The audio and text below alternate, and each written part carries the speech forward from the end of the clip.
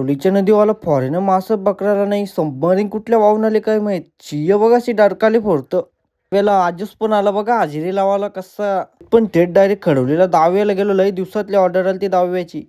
ची डरकाळी फोडला पार निघला वाघ चालत. फक्त बाबा त्यांची लय खतरनाक चर्चा चालू होती. काल पुलाच्या वर्ष पाणी गेला ना, आज पुलाच्या खालच्या पाणी चालले. पण बघतो होता एक फॉरेनच्या माणूस आला, बाटलीला गल लावलेलं मासं पकडत होता. स्वतःचा कचरा नदीन टाकताना नदीला आशूत करतं बघा. अशी सबमरीन वाहून चालले. काली पिशवी टाकणारा माणूस नष्ट होतं, पण तो प्लास्टिक नष्ट होई नाही. प्लीज करून असं काही टाकू नका नदीमध्ये.